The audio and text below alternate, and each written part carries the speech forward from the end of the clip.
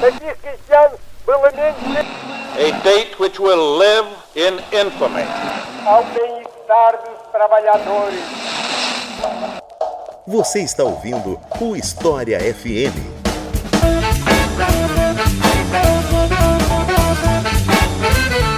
Salve, ouvintes do História FM, bem-vindos a mais um episódio do podcast do Leitura Obriga História. Eu sou Iclis Rodrigues e hoje vamos falar sobre crise de 1929. E, obviamente, o seu desenrolar, né, que descambou na Grande Depressão, New Deal e por aí vai. E para falar sobre esse assunto, eu trouxe uma pessoa que, se você que está ouvindo esse podcast está por dentro das outras produções do Leitura Obriga História, provavelmente já conhece, mais precisamente, Gabriel Orsini, que apresenta comigo o nosso outro podcast, o História e Economia, voltado especificamente para História e Economia. Mas como eu sei que alguns ouvintes do História FM provavelmente nunca ouviram o História e Economia, então eu vou pedir para o Gabriel se apresentar para vocês. Então, Gabriel, fica à vontade. Obrigado, Iclis. Então, eu sou o Gabriel Orsini, eu sou formado em Economia, tenho formação em História também. E junto com o Iclis a gente fala um monte de baboseira sobre economia, sobre história e vai tentando desmistificar esse mundo das duas áreas e mostrar a importância de uma área para outra, assim, como as duas deveriam ser mais interligadas, né? Elas acabaram ficando um pouco distantes ao longo do tempo, mas ou não, né? Isso depende, obviamente, das correntes aí utilizadas pelas escolas, por quem está trabalhando, né, na linha de frente aí da academia ou dando aula, né? Mas a ideia desse projeto nosso de História e Economia é fazer essa ligação entre essas duas áreas que são tão importantes e que acho que ajudam muito a uma melhor análise do contexto social e político e histórico do mundo. Então é isso, vamos conversar um pouco sobre essa crise que abalou quase o mundo inteiro depois dos comerciais.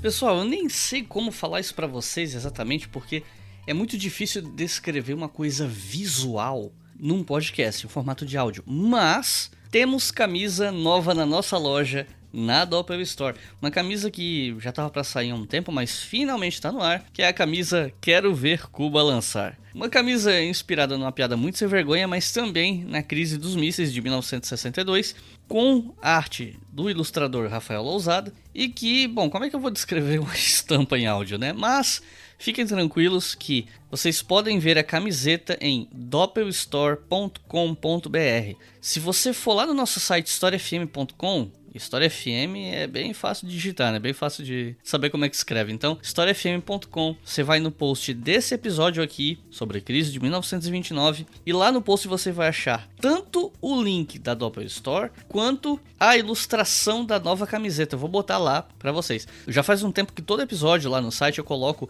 um banner da Doppel na parte de baixo do post, embaixo da referência ABNT. Então eu vou colocar a referência ali em ABNT, como sempre, mas também o banner para vocês acessarem a loja e uma foto com a estampa da nossa nova camiseta, que é o Fidel Castro com os mísseis de fundo voando, escrito Quero Ver Cuba Lançar.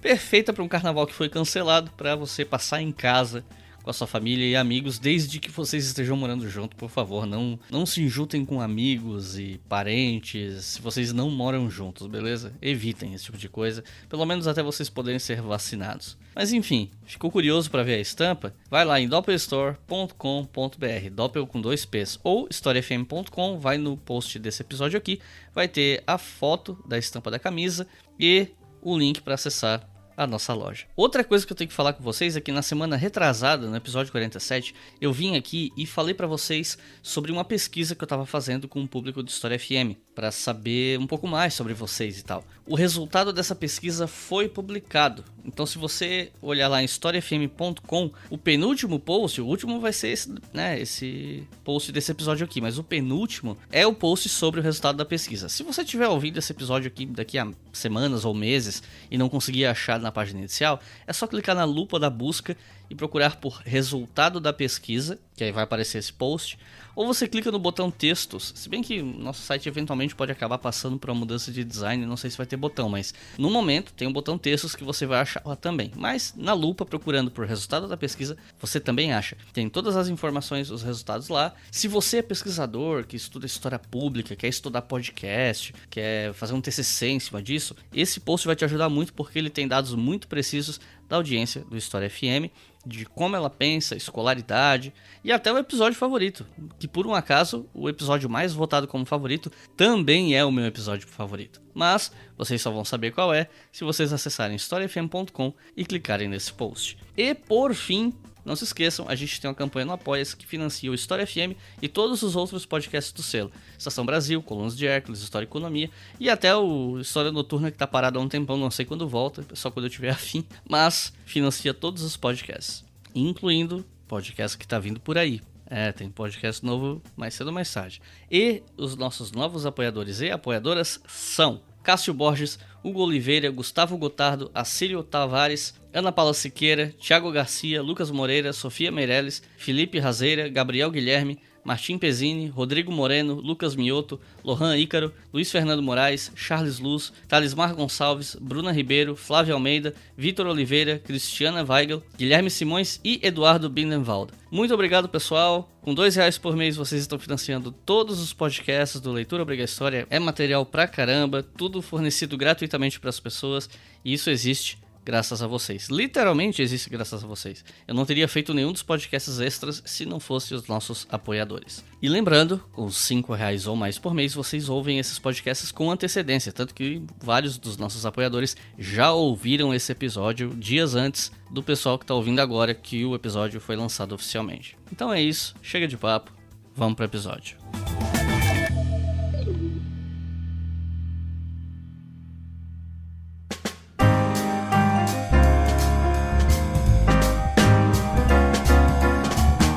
Antes de falar da crise de 1929 em si, eu acho que é importante a gente primeiro discutir como os Estados Unidos viraram um país tão rico e próspero depois da Primeira Guerra Mundial. Afinal de contas, por que os Estados Unidos enriqueceram tanto depois dessa guerra? Você teria alguns dados que ilustrem essa informação? Então, Iclis, a gente tem que pensar nos Estados Unidos, assim, o que eram os Estados Unidos antes da Primeira Guerra, onde eles estavam. Antes de falar em indicadores econômicos, mostrar dados, tal, acho que é importante a gente pensar de forma ampla no contexto que os Estados Unidos se encontravam. Os Estados Unidos, ele já vinha em períodos pré-Primeira Guerra Mundial dentro de uma linearidade de crescimento econômico, né? Ele já vinha produzindo em escala, ele já vinha tendo uma industrialização forte pré-Primeira Guerra. E o que acontece na Primeira Guerra que faz com que os Estados Unidos tomem esse papel de hegemonia mundial, assim, eles cresçam tanto? Acontece o seguinte, os Estados Unidos, ao longo da Primeira Guerra, ele é o grande fornecedor de produtos industrializados, principalmente, né? Imaginem, a Europa estava em guerra, a Europa estava se destruindo, né? A Alemanha lutando ali nos frontes contra a França, tal, a galera estava dentro das trincheiras ali guerreando. O que acontece? Dentro de uma guerra, você tem que colocar seu esforço produtivo para produzir munições, para produzir aquilo que é fundamental para que a guerra continue, né? E os Estados Unidos, então, ele passa, ao longo desse período de guerra, a ser o grande fornecedor do mundo, da Europa. Ele fornece, então, bens industrializados, ele fornece essas mercadorias para que a Europa continue na guerra e que os Estados Unidos acabem entrando na guerra só no finalzinho, né? Então, se a gente para pensar, os Estados Unidos ele perdeu muito pouco, a quantidade de pessoas mortas dos Estados Unidos era muito pequena em relação à proporção de pessoas mortas dos países europeus. Então, o que acontece? Os Estados Unidos, por ter esse papel de grande fornecedor da Europa, ele acaba desenvolvendo a sua indústria de forma muito ampla e esse desenvolvimento ele vai continuar também no pós-guerra, assim, mas a guerra ela é um período de ganho, a Primeira Guerra, né? Estou falando da primeira, não da segunda. A Primeira Guerra ela é um período de ganhos elevados para os Estados Unidos porque é o país que é colocado como um grande fornecedor da Europa, né? Que está em conflito. Lembrando o seguinte, que os Estados Unidos, nesse processo, eles são considerados os reais vencedores da guerra, né? Os grandes vencedores, porque assim, eles entraram só no finalzinho, eles não precisaram, nenhum conflito aconteceu em território estadunidense, então as perdas são minimizadas em comparação com os ganhos econômicos que aconteceram ali no país.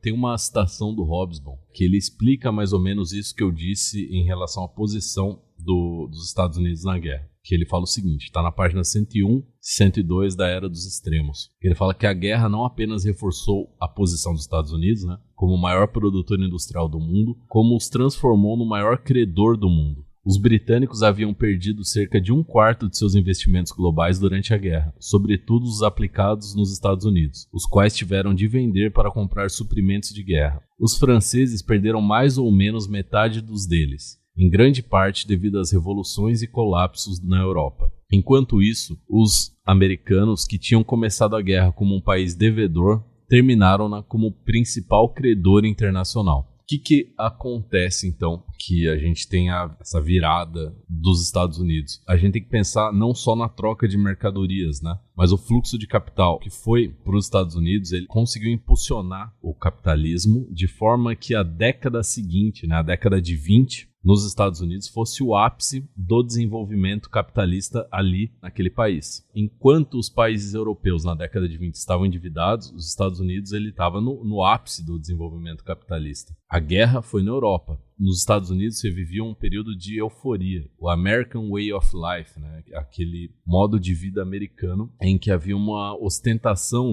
de mercado, um crescimento sem lastro, algo nunca visto na história daquele país. Assim, alguns historiadores chamam esse período de loucos anos 20, né? Por causa disso, por causa dessa euforia, né? Período de ouro da economia, é um período de expansão grande. Então, lá para julho de 1929, os Estados Unidos tiveram um momento de uma pequena recessão econômica, porque a queda da produção industrial dos Estados Unidos acabou trazendo essa situação, e isso aconteceu, essa queda, né? Porque essa produção industrial dos Estados Unidos ficou maior do que a demanda mundial por essa produção, né? Já porque vários países estavam se industrializando. Só que a quebra, de fato, que deu o pontapé inicial dessa crise e tal, aconteceu em 24 de outubro de 1929. Então, levando em conta que esses assuntos econômicos, às vezes, eles são um pouco difíceis de explicar para o público geral, eu queria te perguntar o seguinte: exatamente o que foi esse crash de 24 de outubro de 1929? O que de fato aconteceu ali e por que atingiu tanta gente em tantos lugares? Esse evento, esse crash da bolsa ali de 29, na verdade, ele vem de algo que aconteceu na década de 20 inteira, praticamente, assim. Não na década de 20 inteira, mas de uma sucessão de eventos que culminaram nessa quebra. O que acontece? Os Estados Unidos, então, eles saíram da Primeira Guerra como grandes produtores, né? A década de 20 é o auge do liberalismo econômico, sabe? A gente tem os Estados Unidos na década de 20 como um centro de difusão desse liberalismo econômico. Acontecia que ao longo da década de 20 a produção dos Estados Unidos, em vez de diminuir após o período da Segunda Guerra, ela continuava em patamares elevados. Se você para pensar, aconteceu o seguinte: os Estados Unidos eles continuaram produzindo cada vez mais com aquele pensamento de que a economia dos Estados Unidos nunca iria diminuir, ela sempre estaria em crescimento. Então, a década de 20 ela representa uma euforia, um crescimento de um consumismo estadunidense, uma superprodução que chega a um ponto de não ter mais demanda para ela. O que acontece? Os países europeus, eles estavam devastados com a guerra, né? Ao final da Primeira Guerra. Só que eles se recuperam da guerra de certa forma rápida, assim. E os Estados Unidos, a gente está falando do período que a gente teve uma grande produção industrial, principalmente com a expansão do Fordismo. A gente tem uma elevada produção em massa de mercadorias. E com isso, você tem uma ideia que tem uma lei da economia clássica, assim, que chama a lei de Sé, que toda oferta gera sua demanda agregada. Então, se acreditava a economia dos Estados Unidos na década de 20, ela estava baseada nessa perspectiva de que, por mais que você gere oferta, essa oferta vai ser demandada. Então, não se preocupava muito com essa questão de que pode ser que em algum momento a produção não fosse consumida pelo mercado. E o que aconteceu foi que a Europa se reergueu, ela se recompôs, né? Os parques industriais da Europa voltaram a crescer.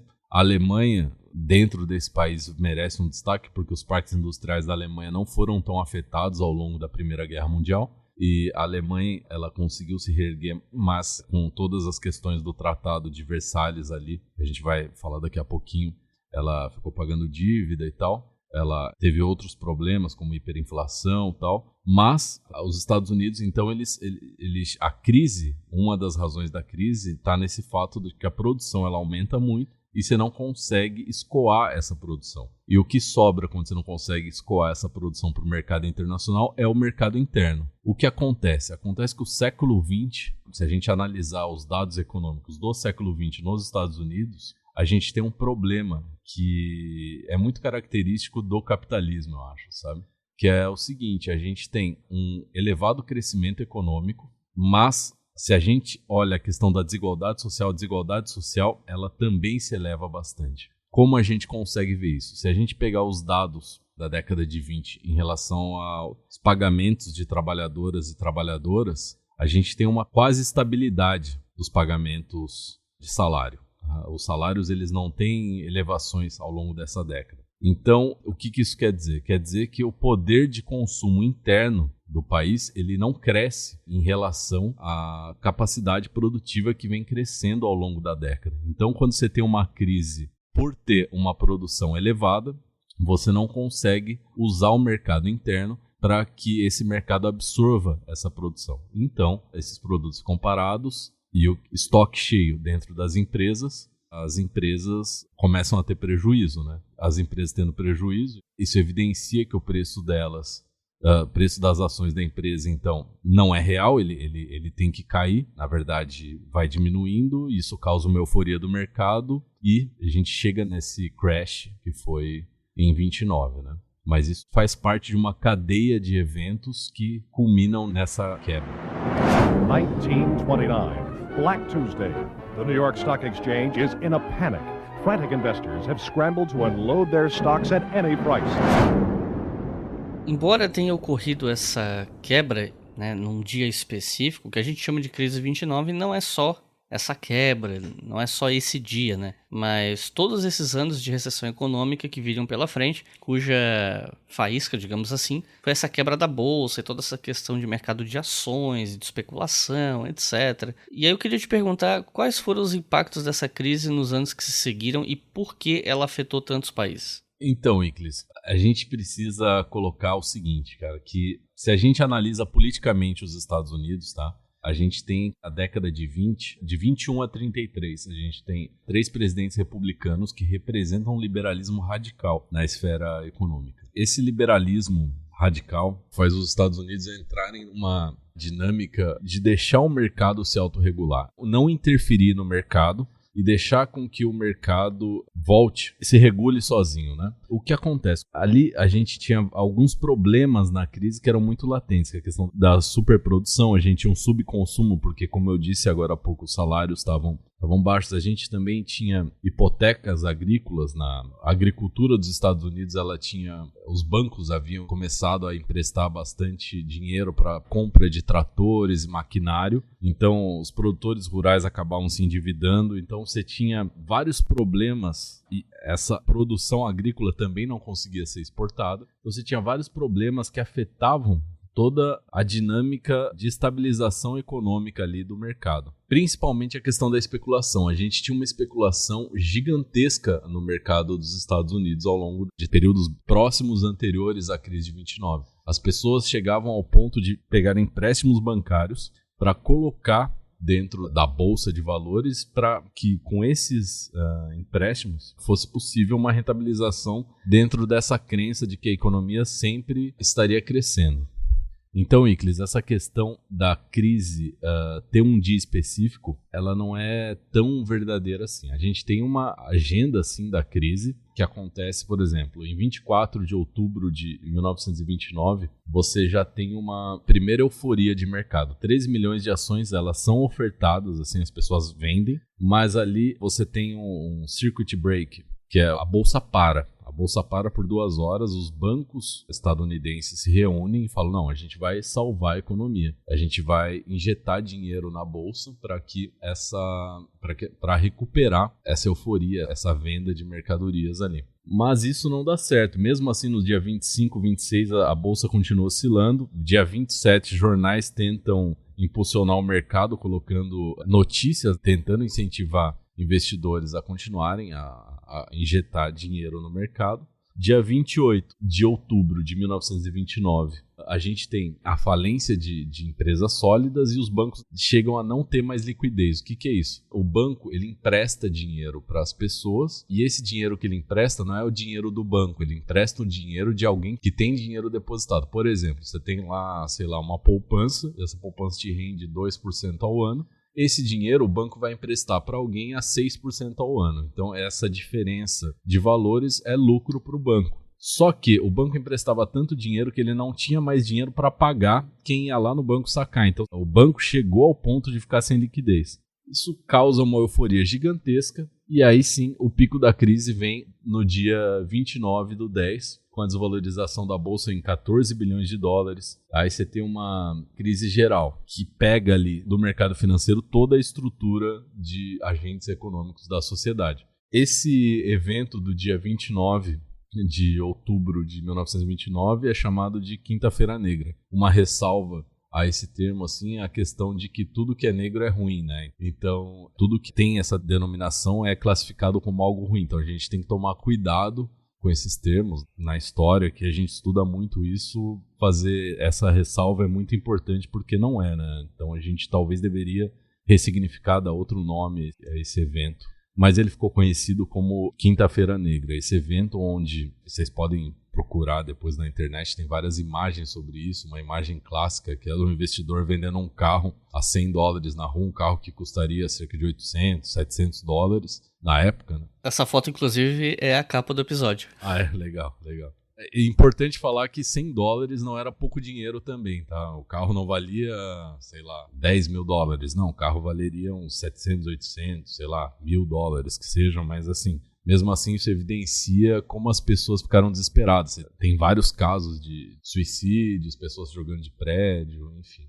Isso foi bem relatado ao longo desse período. Mas o que é importante colocar para vocês é que não é uma questão de um dia específico. Esse dia, né, que está classificado como da quinta-feira e do dia 29 de outubro, ele tenha sido um marco porque nesse dia as ações caem demais. Assim, mas não é só nesse dia. Depois disso as ações continuam caindo até 33, ali você tem uma contínua queda. O mercado ele nunca cai de uma vez só. Ele cai, depois ele cresce um pouquinho, mas o que importa é a tendência do mercado ao longo do tempo. E aí, essa quinta-feira foi quando o mercado ele teve uma oscilação abrupta para baixo. Tá? Então, por isso que esse dia ficou tão marcado na história. Mas e por que essa crise afetou tantos países no mundo e não especificamente os Estados Unidos? Como é que isso funciona na prática? Tá, então é o seguinte, Iclis. Voltando à pergunta, né, que você tinha feito no fim, eu comecei a falar e acabei esquecendo dela, né? Você pergunta quais foram os impactos da crise nos anos que se seguiram a ela. E agora você me perguntou por que isso afetou tantos países. É pelo seguinte, nesse período a gente já tem um capitalismo que ele já estava interligado.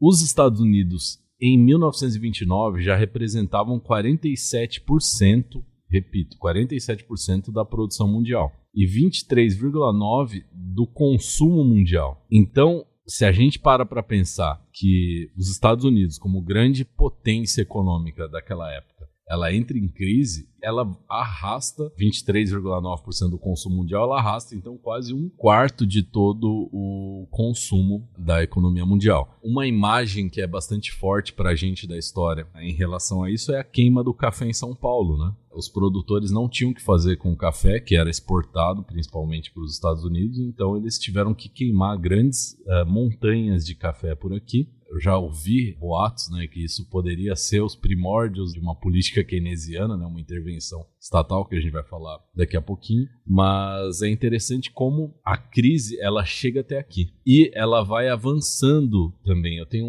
outro dado aqui interessante, é que em 32... 33%, a Áustria tinha cerca de 32% de desemprego, a Alemanha chegou a 44%, a Grã-Bretanha 23%. Então, assim, o desemprego em escala mundial, ele cresceu muito, né? Sem emprego, a gente não tem consumo também. Então, assim, é uma série de eventos em cadeia que culminaram nos impactos da crise. Qual que é a relação principal dessa crise? É que a economia dos Estados Unidos, a partir de 1925 e 26, ela começa a dar sinais de esgotamento em relação a essa euforia de produção. A produção dos Estados Unidos, ela vinha nessa década de 20 em um constante aumento. Você tinha crédito muito fácil para consumo e crédito no setor financeiro. Havia essa disseminação do American Way of Life, de um consumismo, de um welfare state, né? De uma ideia de que pelo consumismo você conseguiria viver do modo americano, né? Enquanto as empresas estavam com acúmulo de estoque,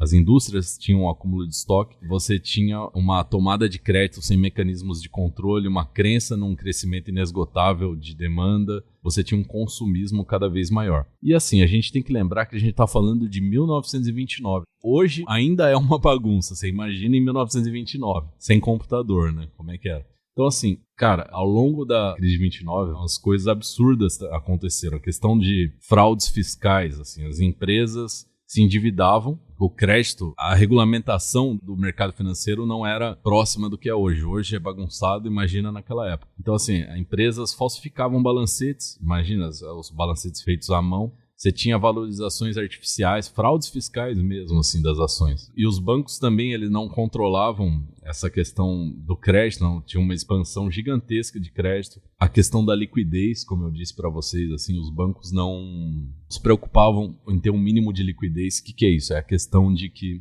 isso é um indicador importante de falar, porque acho que no Brasil isso é um pouco preocupante aqui. É o seguinte, quando a gente tem, sei lá, o Wikileaks, por exemplo, que é milionário, ele tem lá...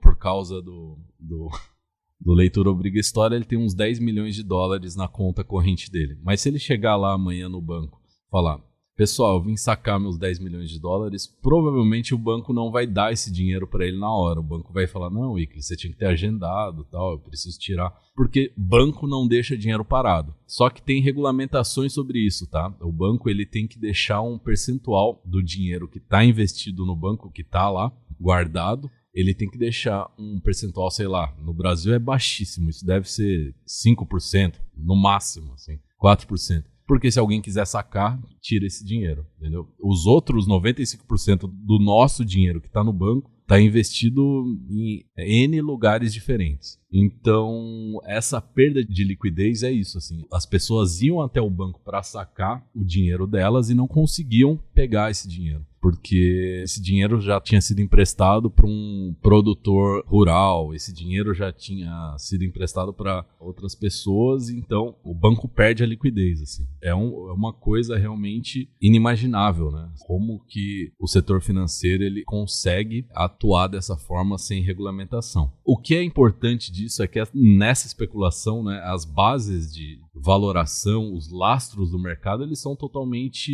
ilusórios, né? Eles não têm nada tangível, não tem uma realidade efetiva por trás desses valores. Assim, a crise está aí. De 24 a 28, a Bolsa de Nova York cresceu 300%. E, como eu disse para vocês, em 25, 26, ela já tinha dado sinais de esgotamento. Então, esse é um problema grande.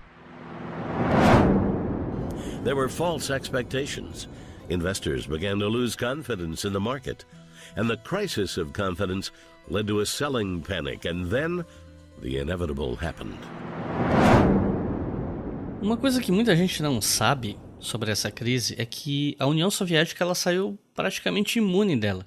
E isso fez com que nos anos 30 o socialismo soviético fosse muito bem visto por vários intelectuais pelo mundo e tal, porque afinal de contas, com tantos países com economia capenga, tanta gente empobrecendo, passando fome, a União Soviética ia num caminho oposto, né? Tinha uma economia que estava crescendo. E claro que com o passar das décadas, as visões em torno da União Soviética foram mudando de acordo com mudanças de regime, com brigas narrativas, especialmente durante a Guerra Fria. Aliás, tem episódio aqui no podcast sobre a Guerra Fria, quem quiser ouvir. Mas ao menos naquele momento, nos anos 1930, fora lá da União Soviética, pensando aqui a visão que o mundo tinha sobre ela, né? A União Soviética, ela estava, digamos que, bem na fita, porque ela se segurou bem economicamente nesse momento de crise global. E aí eu queria te perguntar por quê? Como ela conseguiu isso? Bom, Iclis, então, eu acredito que a União Soviética, essa questão da crise é delicada, porque agora a gente vai apanhar. Falar de crise de 29 e a União Soviética no mesmo episódio é complicado. Mas eu acho que isso está atrelado ao tipo de gestão econômica que se fazia do país. A economia soviética é uma economia planificada. O Estado é muito forte na economia soviética. O Estado é um ator fundamental no desenvolvimento econômico da União Soviética. A economia planificada, você tem que definir a produção antes, você não tem a questão da demanda, a demanda não é aberta ao mercado na União Soviética, então você não tem os mesmos problemas que a economia capitalista apresenta, principalmente quando a economia capitalista está colocada em um contexto de liberalismo extremo, né? De novo, o Partido Republicano de 21 a 33, que a 33 é quando Roosevelt entra no poder nos Estados Unidos, os 3 presidentes, que eu vou pegar aqui o nome deles, espera aí que eu anotei, Warren Harding, Calvin Coolidge e Herbert Hoover. Acho que é isso. Herbert Hoover eu sei falar, o resto eu acho que não sei. Eles estavam dentro de um liberalismo radical, assim. Esses caras, eles não viam com bons olhos a questão da intervenção estatal, né? Os Estados Unidos, é importante falar isso porque o contexto interno dos Estados Unidos ele é importante. Cara, em 1919 você tinha lei seca nos Estados Unidos. A desigualdade social nos Estados Unidos sempre cresceu. Os Estados Unidos estava com uma sociedade cheia de moralismo e puritanismo, assim, mas a gente sabe que isso é um moralismo e um puritanismo apenas aparente, né? É engraçado, Iclis, a gente pensar até as semelhanças dessa década com a década de 20, esse período com agora, né? Tipo Trump e tal. Toda essa questão... Os Estados Unidos optou por uma questão isolacionista, né? Ele queria se isolar do resto do mundo.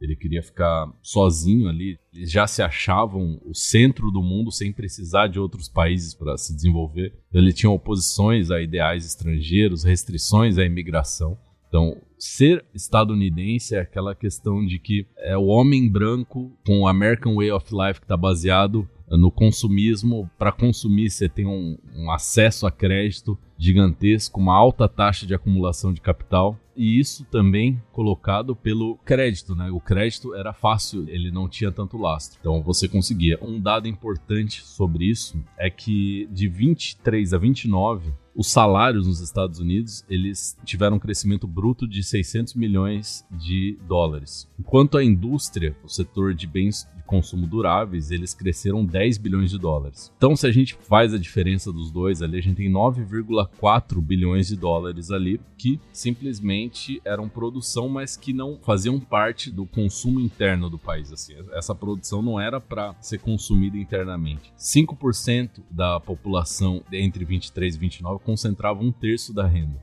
Então, por que talvez a União Soviética não tenha sofrido esses impactos da crise? Talvez por conta dessa não participação direta desses mecanismos capitalistas de regulação por meio do mercado, né? Você tinha o Estado atuando de forma forte, planificando a economia e determinando como a produção, gerindo a produção e gerindo a questão da demanda também. Então, o Estado, ele principalmente na União Soviética, ali a gente está falando de Stalin também, né? Então, assim, não era uma determinação tranquila, né, em relação à oferta. A gente está falando também uma imposição em relação à demanda também. Eu não posso falar do Stalin, senão o Iclis chora, que a gente vai apanhar depois. Vai se ferrar.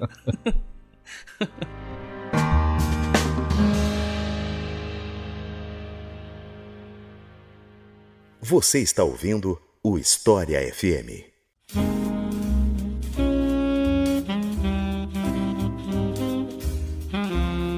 A gente falou muito aqui dos efeitos econômicos da crise de 29, mas ela também tem consequências políticas. E uma dessas consequências é que vários regimes autoritários, eles ganharam força ou eles surgiram nesse momento da história, incluindo aí o nazismo, que é o exemplo mais conhecido. Mas não foi só o nazismo e nem sequer foram só regimes fascistas. Alguns deles eram autoritários sem necessariamente ser regimes fascistas. O fato é, vários regimes autoritários de direita ganharam força aproveitando o vácuo da queda do prestígio do liberalismo nesse momento. Então eu queria pedir para tu comentar um pouco mais a respeito, né? Esse período, cara, eu acho que o Hobsbawm, né, coloca isso. Questão de que a saída, talvez, desse liberalismo desenfreado não seja uma saída socialista. Por mais que falem os países, principalmente os Estados Unidos, colocassem esse perigo comunista, que, de novo, se a gente para pensar nos dias de hoje, isso acontece muito, né? A gente escuta muito essa questão, o perigo comunista. A saída para esse liberalismo desenfreado, na verdade, ela veio da direita, né? Inclusive, tem uma citação do Hobsbawm. Você quer comentar, Iclis, essa citação que a gente estava falando antes? Normalmente a gente não faz leitura de citação aqui no programa, mas eu acho que vale abrir uma exceção aqui, porque ele é um trecho muito elucidativo, que acho que é o melhor parágrafo para resumir essa questão para o pessoal que... Para resumir essa questão para o pessoal que não entende ou que nunca estudou esse assunto e tal, que está tendo contato pela primeira vez, né? É uma citação que vocês vão achar no Era dos Extremos, na página 115 da edição que eu tenho, que eu acho que é a única edição que tem, na verdade, né? Da Companhia das Letras. E ele fala o seguinte: talvez valha a pena lembrar que, nesse período, a ameaça às instituições liberais vinha apenas da direita política, já que, entre 1945 e 1989, se supôs quase como coisa indiscutível que vinha essencialmente do comunismo. Até então, o termo totalitarismo, inicialmente inventado como uma descrição ou autodescrição do fascismo italiano, era aplicado quase só a esses regimes. A Rússia soviética, a partir de 1922, estava isolada. A partir de 1922, União das Repúblicas Socialistas Soviéticas estava isolada e não podia e nem queria, após a ascensão de Stalin, ampliar o comunismo. A Revolução Social, sob a liderança leninista, ou qualquer outra, deixou de espalhar-se depois que a onda inicial do pós-guerra refluiu. Os movimentos social-democratas, marxistas, tornaram-se mais forças mantenedoras do Estado que forças subversivas, e não se questionava seu compromisso com a democracia. Nos movimentos trabalhistas da maioria dos países, os comunistas eram minoria, e onde eram fortes, na maior parte dos casos, foram ou tinham sido ou iriam ser suprimidos. O medo da Revolução Social e do papel dos comunistas nela era bastante real, como provou a segunda onda da Revolução durante e após a Segunda Guerra Mundial. Mas nos 20 anos de enfraquecimento do liberalismo, nenhum único regime que pudesse ser chamado de liberal democrático foi derrubado pela esquerda. O perigo vinha exclusivamente da direita. E essa direita representava não apenas uma ameaça ao governo constitucional e representativo, mas uma ameaça ideológica à civilização liberal como tal, e um movimento potencialmente mundial para o qual o rótulo fascismo é, ao mesmo tempo, insuficiente, mas não inteiramente irrelevante. Eu acho que dentro desse contexto do fascismo, todos os regimes autoritários, vale a pena destacar o caso da Alemanha, né? A Alemanha, a questão da República de Weimar.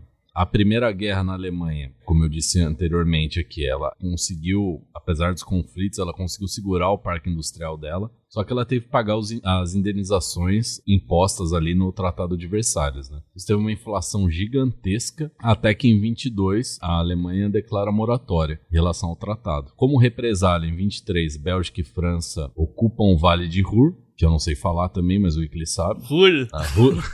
Eu nem sei se a pronúncia é essa, mas tudo bem. Aí o que acontece? A Alemanha começa a imprimir dinheiro, né, para pagar. Nesse vale haviam vários mineradores, né? O pessoal trabalhava ali no vale, mas por conta dessa ocupação os alemães se negavam um pouco a trabalhar ali. Então a questão do nacionalismo já estava vindo ali. A Alemanha começa a emitir dinheiro para pagar salário, enfim. Acontece que a Alemanha se bagunça inteira. E os Estados Unidos, eles falam, não, beleza. Então, os bancos privados dos Estados Unidos, eles vão emprestar dinheiro para a Alemanha para reconstruir. Olha que loucura, né? Os próprios bancos dos Estados Unidos, eles emprestam, os bancos privados, emprestam dinheiro para a economia da Alemanha se recuperar. Quem garantiria que não haveria calote seria o governo dos Estados Unidos. Esse plano Davis, DAWS, de 1924. Esse plano, então, ele acontece porque a inflação, se a gente para pensar em 1918, $1 valia 8 marcos. Em 1923, $1 valia só 14 trilhões de marcos. Então, assim, a recuperação da Alemanha foi tentada. A Alemanha estava numa desestabilização econômica gigantesca. Por que eu estou falando da Alemanha? Por que eu estou falando dessa questão da desestabilização econômica? Porque quando a gente faz economia, a nossa veia materialista acaba florescendo de forma mais evidente do que as outras. Assim. A gente acaba ficando muito materialista, pouco culturalista, pouco qualquer outra coisa, e assim, a gente tende a colocar o material acima das outras coisas. Isso não é muito bom, mas nesse caso aqui eu acho que vale a pena a gente pensar no papel da economia, que é o seguinte: olha, o negócio estava bagunçado, o desemprego começa a chegar numa escala insuportável, você tem uma inflação grotesca, né? Então, nesse ambiente onde a economia está colapsando, algumas ideias extremistas que pretendem propor uma solução, por mais que essa solução seja absurda, como o extermínio de um povo, essas soluções acabam ganhando terreno. O que eu quero dizer com isso é o seguinte: olha, voltando no Hobsbawm, a gente está num período em que não havia solução posta de forma fácil, né? Já tinha essa disseminação contra o comunismo, né? O monstro comunista. Com esse colapso da economia liberal, olha, esse é o terreno que propicia com essas ideias extremistas de direita elas cresçam. Assim, a Alemanha estava com uma extrema desigualdade social. Berlim, naquela época, era a nova Paris. A cultura na Alemanha estava florescendo. Porém, a desigualdade social estava em níveis gigantescos. Se a gente pega o cinema na década de 20 na Alemanha, a Alemanha é o grande polo de cinema, né? Não era Hollywood na década de 20, era a Alemanha. Inclusive, Hollywood, um parênteses aí, Hollywood se aproveita disso, né? Com o nazismo, vários diretores judeus vão para os Estados Unidos, né? Se não me engano, Hollywood tem uma ligação muito forte com esse fomento da indústria cinematográfica nos Estados Unidos, está bem atrelado a isso. Mas, assim, é nesse cenário de colapso que essas ideias extremistas, elas se disseminam de forma mais fácil, infelizmente, né? E aí o Hobsbawm chama a atenção, então, que a saída é para a direita. E daí também você tem a questão aqui no Brasil do Vargas, né? O Perón na Argentina, aqui o Vargas como trabalhista, o Perón, sei lá, populista. Esses governos, eles propunham soluções para quem é daqui, né? Soluções internas, né? Que precisavam ser tomadas. Isso, acho que, falando de economia, evidencia uma saída. Por mais bizarro que isso seja, evidencia uma saída da atuação do Estado. Mostra como o Estado ele tem um papel importante na regulamentação, na questão de controle, gestão da economia. Esse período como um todo, ele é importante. Um livro que eu vou indicar para vocês ali no final do episódio, mas ele é importante em relação a essa mudança de hegemonia, né? É o papel dos Estados Unidos, a queda da Inglaterra, do Império Britânico, e a ascensão do Império, da hegemonia dos Estados Unidos. Então isso está dentro de um contexto. O livro é O Longo Século XX, do Giovanni Arrighi. Financial markets were in free fall. FDR came into office and said we're going to have to deal with this. He said we have nothing to fear but fear itself. Bom, muito se fala, né, quando você vai estudar o assunto, é com isso que você esbarra, né?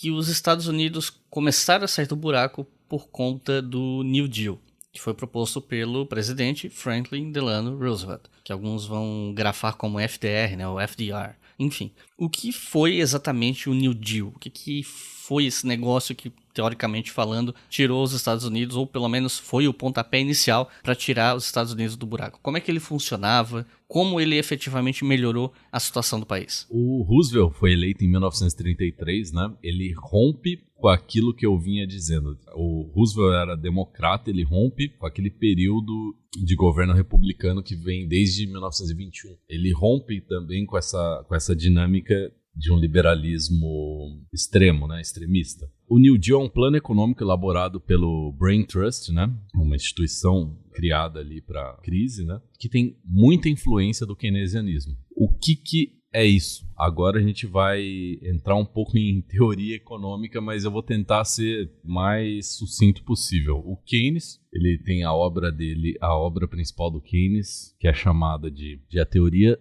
Geral do Emprego, do Juro e da Moeda. ele escreveu esse livro em 1936, ele publicou esse livro em 1933. O New Deal ele é muito influenciado por esse keynesianismo. O que é isso? Isso é uma simplificação, tá, que veio pós-Keynes, mas qualquer curso de economia vai colocar isso dessa forma. Tá? O produto interno bruto de um país ele tem algumas variáveis, que são o consumo, os investimentos privados, né?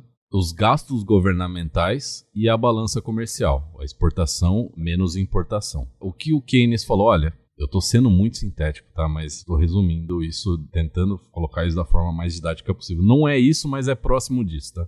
É que a única coisa que a gente pode mexer dentro dessa composição do PIB é nos gastos governamentais. O Estado, ele pode mexer na questão dos gastos governamentais. Então, o Estado tem que investir. Então, o New Deal nada mais é do que o Estado intervindo na economia com investimentos estatais na economia, na educação, na saúde, gerando emprego em grandes obras, construção civil, né? Estimulando o emprego com agências, estimulando o consumo com agências federais. Ele injeta dinheiro na economia. Tem uma frase que eles falam, você tem que ter uma equipe que durante a noite vai até as estradas e cava buraco, e outra equipe que passa o dia inteiro tapando o buraco das estradas. Então, o que acontece? Você tem uma injeção de dinheiro na economia por um período de tempo, você também deixa os juros mais baixos até que essa economia ela se estabilize. Como que ela vai se estabilizar? As pessoas tendo emprego, tendo renda, elas voltam a consumir.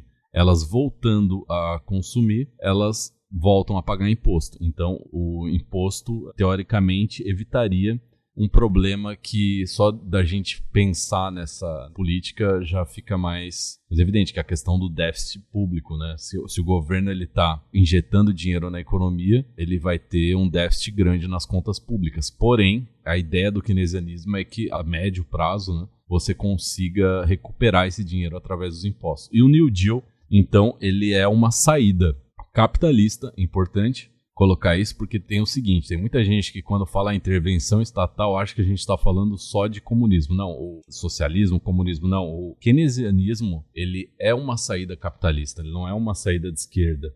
Ele é uma tentativa de salvar o capitalismo. E essa saída é com a intervenção estatal. É colocando o Estado como um agente fomentador de serviços básicos para a população. O Estado tem que intervir na economia para garantir os serviços básicos.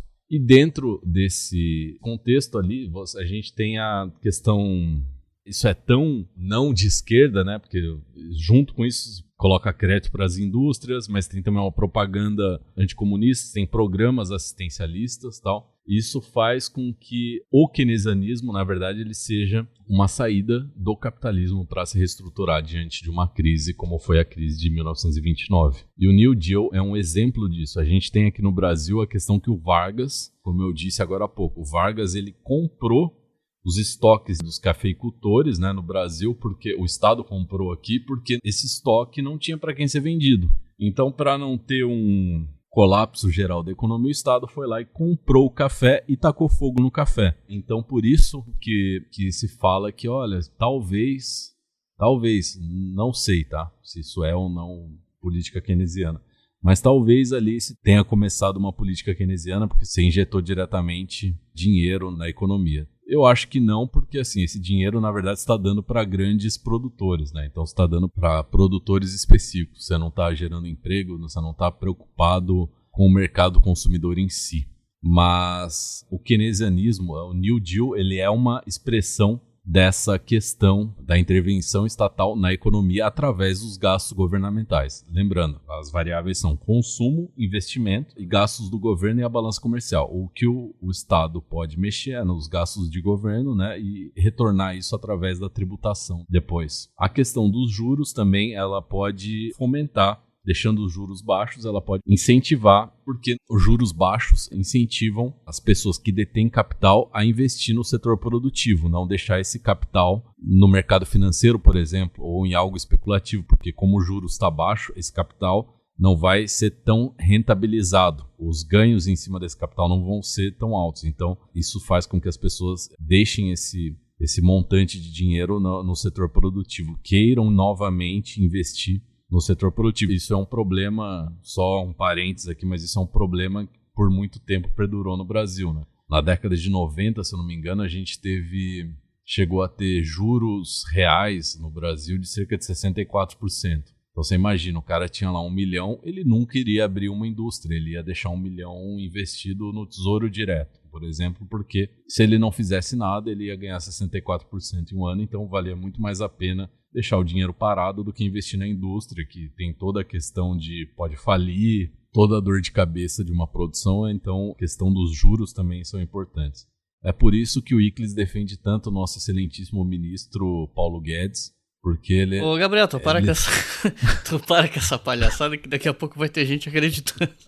Porque ele deixa os juros baixos, pelo menos. Tá, e fora o New Deal, você chegou a... Quando você estudou sobre esse assunto, você chegou a encontrar outras tentativas de combater a crise lá nos Estados Unidos? Outras coisas que foram tentadas? Você chegou a encontrar isso? Ou o foco foi mesmo no New Deal? Como eu disse, uma das tentativas de combate à crise, acho que é importante ali, eu vou citar uma que eu acho que eu já coloquei assim, mas a questão próximo ali do crash mesmo lá do dia 29 de outubro, os bancos se juntam ali quando tem um circuit break. Esse termo dá muito medo para o pessoal do mercado financeiro, né? Porque depois do corona ali, a gente teve uma época que a gente chegou até acho que 2 ou 3 em um dia só. E o circuit break é quando o mercado para porque está em muito declínio, então tem que parar para ver se a euforia do mercado é uma ferramenta que foi criada no Brasil, acho que não faz muito tempo, inclusive. Isso aí não deve ter mais de... Eu não sei, vou procurar depois, mas acho que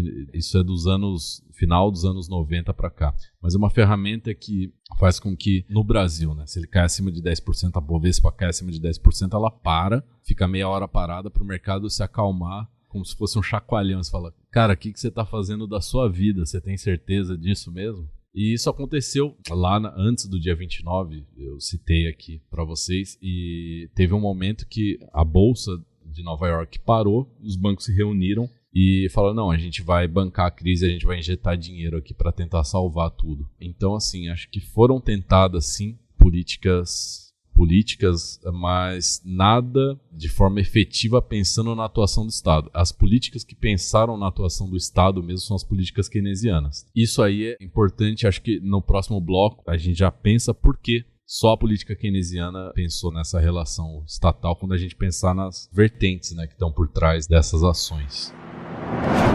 By 1939, the world was on the brink of war. Hostilities in Europe and Asia were well underway. O que consolidou de vez a recuperação econômica dos Estados Unidos foi a Segunda Guerra Mundial. Mas aí a pergunta que eu quero te fazer é, como? Por quê? Por que a Segunda Guerra consolidou a recuperação econômica dos Estados Unidos? Como é que isso aconteceu? Então, Iclis, guerra gera dinheiro, né? Porque guerra, na verdade, faz com que a produção aumente, né? Os Estados Unidos, o Hobsbawm coloca isso naquele trecho que eu li, né? Esse período de guerras ele foi muito importante para os Estados Unidos para se consolidar como hegemonia mundial. Ali o Giovanni Arrighi coloca o longo século XX por isso, porque ele mostra essa transição, ciclos hegemônicos, né? A transição de um ciclo hegemônico britânico para o ciclo da hegemonia estadunidense. A guerra, ela foi o que serviu de alicerce para que os Estados Unidos conseguissem se recuperar dessa produção excessiva que não tinha escoamento. Se a gente para pensar, a guerra, quando a gente vê filme de Hollywood sobre a guerra, a gente vê todo aquele esforço de guerra, a gente vê mulheres trabalhando nas fábricas, a questão do isqueiro Zippo, todo filme que a gente vê de guerra, da Segunda Guerra, você vê um soldado com isqueiro Zippo e tal. Então, essa produção em massa dos Estados Unidos, os Estados Unidos já era o grande produtor mundial, né? Como eu disse ali, 40% da produção mundial já vinha dos Estados Unidos. Então, assim, a guerra, ela serve como um impulsionador dessas mercadorias. A guerra ali, ela tem esse papel de, olha, vamos dar vazão para toda essa produção. E além disso, né, o pós-guerra foi muito importante para os Estados Unidos. A questão do Plano Marshall, o acordo de Bretton Woods, Mas a recuperação econômica dos Estados Unidos, a guerra talvez tenha sido influenciada, talvez não, muitos historiadores acreditam nisso, né? Que a guerra ela foi desencadeada por conta dos problemas causados pela crise de 29, né? A guerra foi necessária porque precisavam de ajustes econômicos. A Alemanha estava devastada, o Hitler, se a gente para pensar no nazismo ali, o Hitler se apropriou muito desse buraco que a Alemanha se encontrava, ela estava... Como eu disse, a Alemanha ela não sofreu tanto na Primeira Guerra o parque industrial, mas a Alemanha se devastou por conta do Tratado de Versalhes, a questão de pagar ali as indenizações de guerra. A Alemanha se devastou por outras coisas e nesse ambiente floresceu ali o nazismo. Então, a Segunda Guerra, de certa forma, ela auxiliou a consolidar os Estados Unidos, a resolver esses problemas aí do mundo em relação à ordem política, né? Ou não, né? Porque depois a gente teve a Guerra Fria, mas assim, deu uma estabilizada em relação a esse totalitarismo momentâneo, assim, na Europa.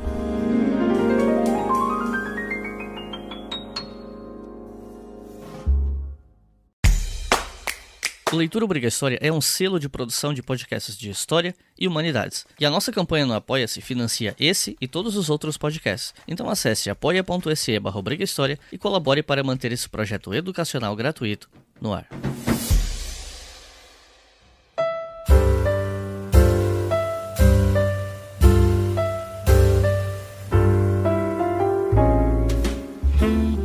Nesse bloco, eu queria entrar mais no debate dentro da economia sobre a crise de 29, porque esse tema ainda é muito estudado, mas a economia nunca chegou num consenso sobre as causas da crise, ainda que algumas vertentes tenham mais prestígio do que outras, né? A respeito do motivo da crise, por que ela durou tanto, sobre as ações para mitigar os efeitos da crise. E quem está ouvindo esse episódio, quer dizer, não quem está ouvindo, mas algumas pessoas que estão ouvindo o episódio talvez estejam pensando assim, pô, mas eu vi um vídeo no canal não sei aonde que a explicação era outra coisa, totalmente diferente. Ah, eu vi um outro cara explicando de um jeito bem diferente também. Então, isso acontece porque tem vertentes diferentes explicando de maneiras diferentes. Então eu queria que tu explicasse um pouco pro pessoal que está ouvindo sobre quais são essas vertentes, ou pelo menos qual é o argumento central de algumas vertentes econômicas, né, um pouco mais prestigiadas a respeito desses assuntos que a gente discutiu aqui, né, principalmente a origem da crise. Tudo bem que a gente não vai poder aprofundar tudo, né, um podcast só, um episódio só, mas pelo menos para o pessoal ter uma noção de quem é quem, né, qual vertente está defendendo que argumento e tal. Então, o que você pode falar sobre isso pra gente? Então, Iclis, é difícil a gente conseguir abordar todas, então eu vou, de forma bem sucinta, assim, citar, acho que, visões sobre a crise que são bem disseminadas. A crise de 29, ela é vista por alguns economistas, o Mitchell, o Kondratiev, que era russo, né? O Schumpeter, como algo que faz parte de um ciclo econômico. Inclusive, tem um ciclo, o Brodel usa isso também. Quando a gente analisa lá o Brodel, as conjunturas, o Brodel tem aquela metáfora do oceano, que quando você analisa um fato histórico, você tem lá a espuminha do oceano, né, que são os fatos e tal. Se você desce, você tem a conjuntura, onde a água ela não se movimenta com a mesma intensidade. Sei lá, se descer 10 metros, a água ela se movimenta, mas ela não se movimenta de forma tão abrupta quanto lá na espuminha de cima. E se você desce mais, você tem uma estrutura que a água se mexe muito mais devagar. E sei lá, se você desce a 100 metros de profundidade, a água se movimenta de forma mais devagar ainda. E você pode ter uma superestrutura, enfim, como, sei lá, o cristianismo, que aí a água quase não se movimenta. Dentro dessa metáfora, se a gente pensa na economia, principalmente a questão do Kondratiev ali, você tem ciclos econômicos, tá? A economia ela funciona em ciclos, isso é um pouco de consenso. Tem muito liberal que não acredita nisso, mas assim, os economistas de verdade acreditam em ciclos econômicos. Os economistas, eles entendem que você tem períodos de prosperidade, períodos de estagnação, períodos de declínio e períodos de recessão. Então, assim, a economia ela tem ciclos. E tem alguns ciclos que são famosos. Ciclos de Ruglar, ciclos de Kondratiev. O Kondratiev foi um economista importante. Ele colocou ali a questão do ciclo de 55 a 60 anos, se eu não me engano. O Schumpeter também acreditava nessa questão dos ciclos. Mitchell também acreditava nessa questão dos ciclos. Então, a crise de 29, ela é vista por alguns economistas como um processo histórico que faz parte de um ciclo econômico, tá? Então, assim, a crise, ela é só o fundo do poço, mas de um período, né, para depois voltar a ter um novo crescimento. Então, assim, a economia, ela sempre vai atuando em ciclos, assim, e dentro de um ciclo longo, sei lá, você pode ter... Tem economistas que falam isso. Assim, a gente ainda está muito próximo desse período para realmente afirmar isso com toda certeza. Mas você fala, ó, 29, depois a gente teve ali a crise de 2008, que demorou um pouquinho, mas ó, tá vendo? É um outro declínio da economia. Entendeu? E antes de 29 a gente teve lá 1872. Então, assim, a economia ela acontece em ciclos. Então, alguns economistas acreditam que a crise de 29 pode ser vista como a parte de recessão de um ciclo capitalista. Tem os monetaristas, né? O Friedman, por exemplo, entre os liberais, o Friedman, né? Ele coloca a culpa da crise em outros elementos, coloca a questão do protecionismo, o colapso do sistema bancário, ondas de pânico da sociedade de 30 a 33. Então, assim, as interpretações em relação à crise, elas são amplas, tá? Então não dá pra gente definir algo assim, foi isso que aconteceu e a solução o problema foi esse. Uma questão importante ali que eu acho que vale a pena, que me veio à cabeça em relação à teoria da dependência, eu pensei no Fernando Henrique, tá? Fernando Henrique Cardoso, não sei por que isso veio na minha cabeça. Talvez porque o Iclis vote nele e tal, tenha camiseta. Tá. Não vou falar palavrão, vai que algum professor quer passar isso na escola, então... Enfim. Mas uma questão interessante, assim, o Fernando Henrique, ele é um dos criadores da teoria da dependência, tá? E a teoria da dependência tem duas vertentes distintas, né? Uma vertente que é do Fernando Henrique, né? E outra que é a marxista. Essa vertente marxista é Teotônio dos Santos, Rui Mauro Marini, Vânia Bambirra. E essa galera marxista, eles pegaram, né? Os dois, pegaram essa questão do mundo colocado em periferia e centro, dividido entre periferia e centro, onde periferia não tinha industrialização, essa ideia da CEPAL, tá? Da Comissão Econômica Permanente para a América Latina, acho que é isso, né? Falta alguma coisa na sigla aí que eu não coloquei. Mas ele pega lá do Raul Prebisch e do Celso Furtado, dessa galera da CEPAL, eles pegam essa ideia de centro e periferia e analisam a questão, tá, mas espera aí, o que é periferia mesmo, o que é centro? E a teoria da dependência marxista, ela faz uma análise que, olha, a gente tem que se depender do centro para se desenvolver. Enquanto que o Fernando Henrique, ele propõe algo que para mim é bizarro, mas, enfim, é uma teoria que tem relevância na academia, que é um dependentismo associado, ou um desenvolvimento associado. Então ele propõe que a gente, enquanto país periférico, em vez de se emancipar do centro, a gente se associa ao centro para que a gente consiga se desenvolver. Nesse sentido, olha que interessante essa análise, assim. Por mais que eu não concorde, eu acho interessante esse ponto. Se a gente pega os Estados Unidos ele estava vivendo um período em que ele era o grande celeiro do mundo ali, né? O pós-Primeira Guerra, a Primeira Guerra consolidou os Estados Unidos como um país que fornecia tudo para todo mundo, né?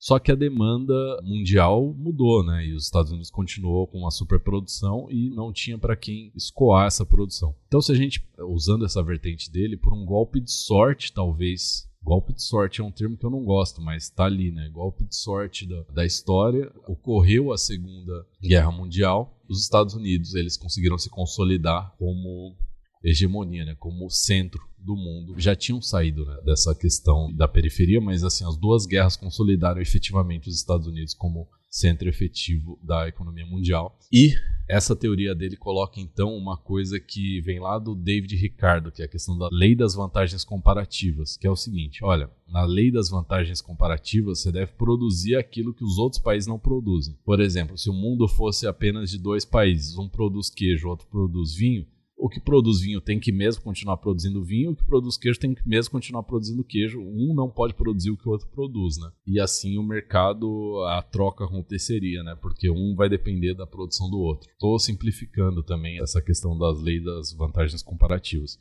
Mas para o Fernando Henrique isso é importante, essa questão do que vai ser produzido, porque a CEPAL colocava ali no meio ali do século XX, muito em voga a questão da substituição de importação na América Latina, né? Em vez da gente produzir só commodity, a gente tinha que começar a produzir bens manufaturados para substituir as importações desses bens, porque o valor agregado dos bens manufaturados era muito maior do que o valor agregado das commodities.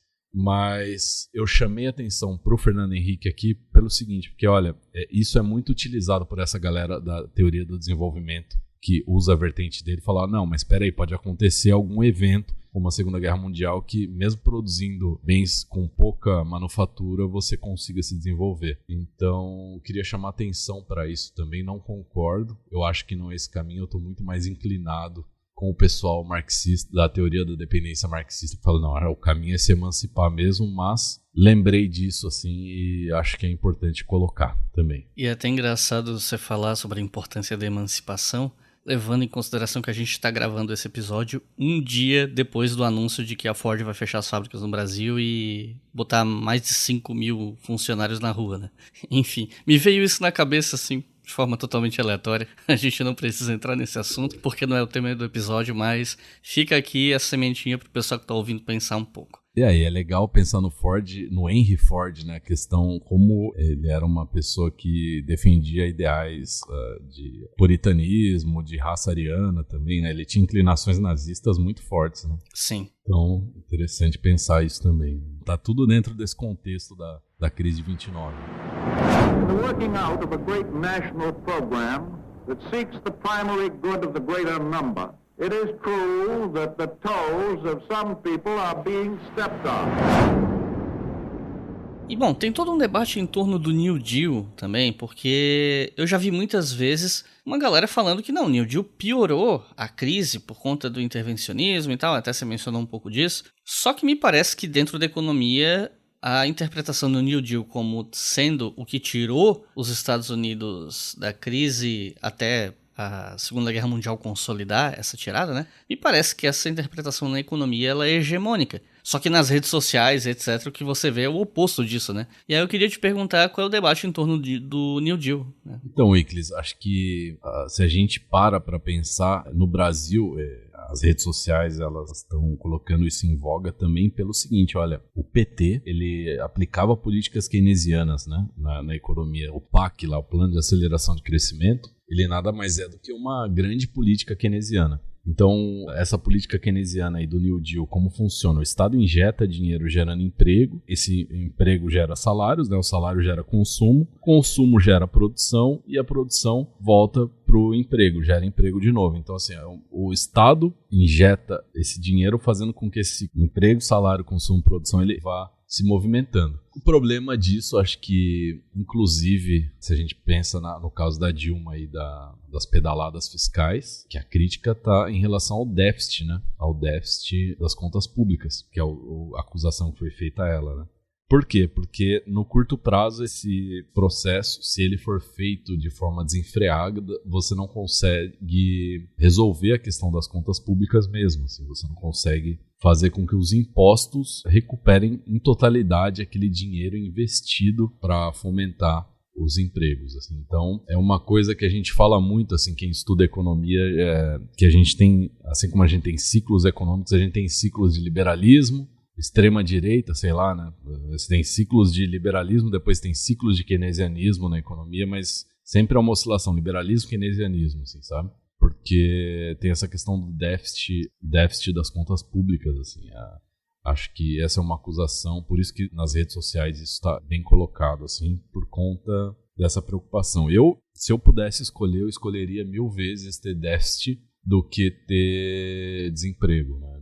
Do que o Estado não fazer nada. Então, assim, eu prefiro 1000 vezes uma política keynesiana a uma liberal. Resumindo, é isso. Mas acho que esse debate do New Deal, na verdade, é uma forma de, como a gente fala na história, né? Toda análise do passado, na verdade, está tentando ali colocar questões do presente, né? Então, na verdade, acho que esse ponto, por que esse debate estava tão em evidência, eu acredito que essa questão do PT aí tenha bastante influência em relação a isso. Bom, uma penúltima pergunta, na verdade, não é nem a última, é sobre a efetiva superação da crise. A gente já falou que a Segunda Guerra Mundial, ela consolidou a tirada dos Estados Unidos do buraco, mas parece que, pelo que eu li a respeito, né, tem uma certa disputa aí sobre, afinal de contas, os Estados Unidos saiu da crise na guerra ou ele saiu da crise depois que a guerra acabou, né? E como eu sei que tem um debate na economia em torno disso, e eu desconheço esse debate, eu achei que valia a pena trazer aqui Embora você já tenha tocado um pouco nessa questão da Segunda Guerra, né? Mas, enfim, o que você acha disso? Eu acho que os Estados Unidos, se a gente pensar na crise, os Estados Unidos eles saem da crise durante a guerra. A crise se resolve no começo da guerra, não tem problema em relação a isso. Porém, o fim da guerra coloca um ponto ali que talvez seja o maior triunfo dos Estados Unidos no século XX, inclusive, assim, que é a questão de colocar o país como o emissor internacional de moedas, né? Como o país que emite as moedas, o padrão dólar, né? Essa ruptura com o padrão ouro. Então, resolver a crise, olha, eu acho que teria que fazer um estudo mais detalhado em relação a isso, mas eu acho que resolve já no começo da guerra, e no meio da guerra já está resolvido. Porque se era uma questão de movimentação da economia, a guerra movimenta a economia. Agora, além de resolver, acho que a guerra ela tem um caráter de solução para os Estados Unidos, de colocar os Estados Unidos como hegemonia, de consolidação efetiva de uma hegemonia.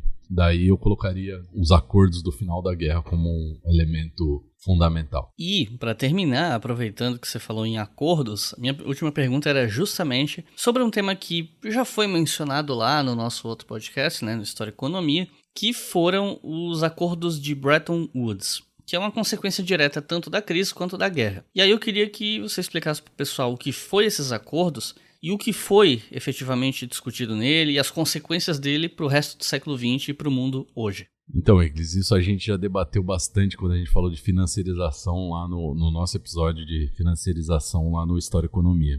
O que é o acordo de Bretton Woods? Eu vou sintetizar assim, mas o que ele tem de importante? No acordo de Bretton Woods, quando a guerra estava para acabar mesmo, os países capitalistas eles foram lá para esse hotel em Bretton Woods, nos Estados Unidos, fizeram uma convenção e propuseram esse acordo.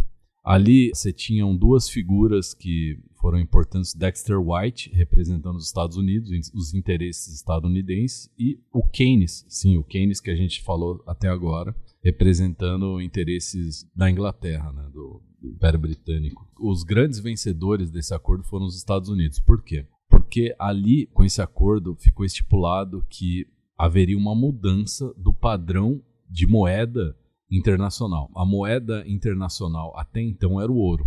O ouro ele tinha o lastro nos bancos centrais dos países. Então, por exemplo, o Icles lá com seus 10 milhões de dólares, ele tinha que ter o banco central do Brasil, ele tinha que ter esses 10 milhões de dólares em ouro. Algo bem sintético, assim, não necessariamente dessa forma, mas o dinheiro existente numa economia, ele tinha que ter esse lastro em ouro. Os Estados Unidos, com esse acordo de Bretton Woods, colocam o seguinte, olha, a gente vai continuar deixando o ouro como o lastro da economia mundial, porém, a moeda internacional vai ser o dólar. E o dólar lastreado é ouro, tal, aqui no meu Banco Central. Enfim, isso ficou definido que seria dessa forma, mas acho que não há como você estipular isso de uma forma real, né? Como que você vai fazer um controle de uma coisa dessa, assim? Então, os Estados Unidos começou a emitir dólar, mas esse dólar, teoricamente, estaria lastreado, né? Atrelado à quantidade de ouro existente. Acontece que lá na década de 70, a gente tem uma crise em que os países percebem que falam, mas peraí, se toda essa dívida que eu tenho com os Estados Unidos, se eu for lá no Banco Central deles pedir para resgatar o ouro, será que esse ouro existe mesmo? Não. Então, na década de 70, o governo estadunidense ele tem que vir a público e falar, não, na verdade, rompemos com o padrão ouro. Na verdade, o dólar por si só, ele se autorregula.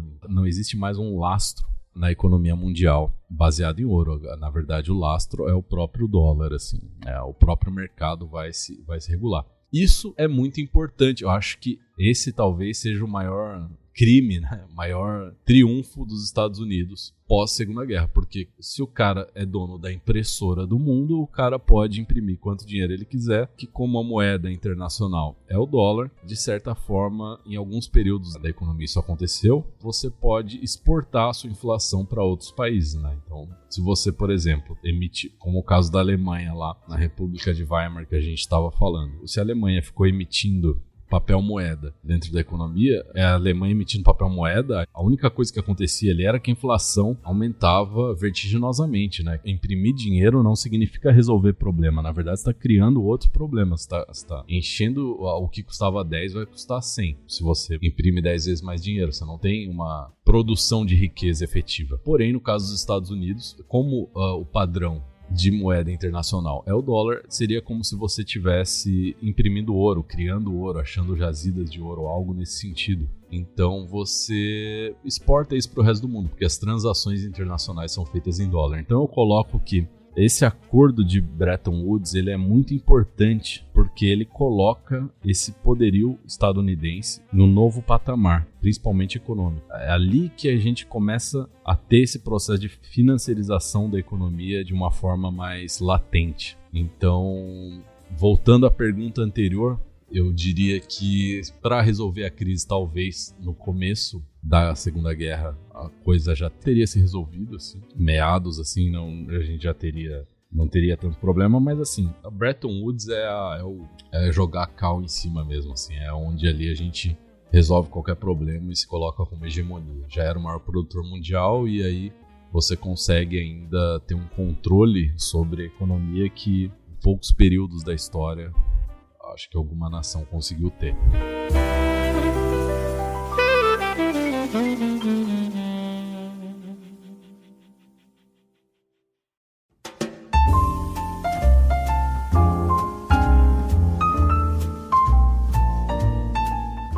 Recomendações de leituras para quem tá ouvindo. Eu sei que tem gente aí que tá ouvindo que tá curioso, querendo saber mais, tá curioso, querendo se aprofundar, mas esse episódio aqui, como qualquer outro episódio de qualquer podcast que você for ouvir, é uma simplificação, é um resumo, é o básico para você entender o conteúdo. Se você quiser saber mais, com mais detalhes, você precisa ir para os livros, e é aí que vem recomendação de leituras. Então, Gabriel, o que é que você recomenda para o pessoal que quer entender mais a crise de 29 e as suas consequências em termos de livros? Eu não vou indicar nenhum livro direto sobre a crise, porque eu acho que deve ter bastante material disso na internet, vocês podem pesquisar. Eu prefiro colocar uns acessórios que tratam da crise de forma mais profunda. Não dá para falar, não citar o Keynes, né, a teoria geral do emprego, do juro e da moeda, que esse livro que deu o remédio para a crise, né, vamos dizer assim, é o livro que coloca o que foi feito para sanar esses grandes impactos da crise no primeiro momento. Então, o Keynes, indispensável, é um livro impossível de ser lido por um leigo, assim. Então, se você começar a ler e se sentir um idiota, tudo bem, porque isso acontece comigo ainda hoje. Primeiro capítulo ali é um parágrafo e você fica lendo aquilo umas 15 vezes e fica, meu Deus, o que esse cara quer dizer, assim? Eu lembro na graduação que eu passava noites tentando ler aquele livro, mas depois nasceu a criança. Então, não dá, acho que, para não citar o Keynes. E aí eu queria citar outros dois livros. Um a gente fez citações sobre ele, né, que é A Era dos Extremos, do Hobsbawm, O Breve Século XX. Esse livro do Hobsbawm, ele é interessante porque ele tem uma visão marxista que dá uma importância grande para as guerras ali, esse período da crise, mas principalmente das guerras ali. Ele caracteriza bem essa questão da ascensão dos Estados Unidos. Mas eu acho que ele peca na questão do fim do século XX ali com a queda do Muro de Berlim, porque o século XX depois ele se mostrou mais complexo que isso, mas lembrando que todo o texto histórico tem a época, né? E o Hobsbawm é genial, né? Não dá para criticar o Hobsbawm, longe de mim fazer isso, tá? Então eu indico esse livro, acho que vale a pena a leitura. E um contraponto, que não é contraponto na verdade, mas é só um contraponto em relação ao título. O título do livro do Hobsbawm, O Breve Século XX, eu colocaria o do Giovanni Arrighi, O Longo Século XX. Por quê? Porque nesse livro do Longo Século XX ele coloca a questão sistêmica do capitalismo, a mudança de ciclos hegemônicos. E é importante a gente pensar na crise de 29 também como algo dentro desse processo de transição de ciclos, porque a gente consegue pensar, né, que as crises de agora, talvez, essa é uma teoria deles, né, do pessoal do Sistema Mundo, tal, do Arrighi, coloque em evidência uma nova transição de um ciclo hegemônico para a Ásia, para o leste asiático ali, que é o que tem acontecido com a China, né? A China talvez venha a ser a nova hegemonia do mundo.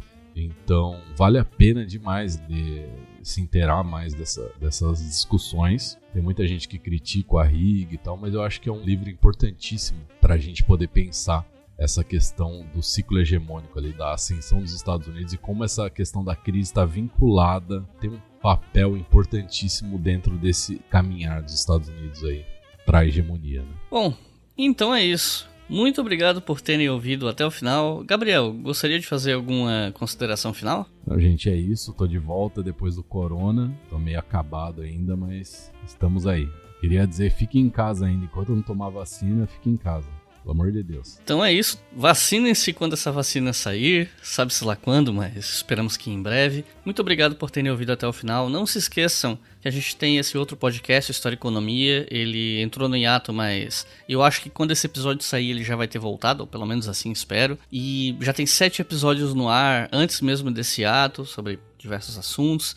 E a gente precisa da sua audiência para esse projeto continuar, né? Então, para História e Economia ter uma segunda temporada, a gente precisa que a primeira vá bem, então a gente precisa da sua audiência, supondo que você se interesse pelo assunto. Não se esqueçam que a gente tem um grupo no Telegram, t.me/obrigahistoria, que lá eu aviso todos os lançamentos do selo do Leitura Obriga História, incluindo os episódios do História e Economia. Se você for no Spotify e procurar, você acha nossas playlists de história antiga, medieval, moderna, contemporânea, teoria e historiografia e história do Brasil, que tem todos os episódios dos principais podcasts do selo, os podcasts mais de história mesmo, né? E não se esqueçam, a gente tem a campanha no Apoia-se que financia todos os projetos do Leitura Obriga História. A partir de R$5 por mês você já pode ouvir os episódios dos podcasts com antecedência, mas com R$2 por mês você já ajuda a todos eles. Então é isso, muito obrigado e até a próxima.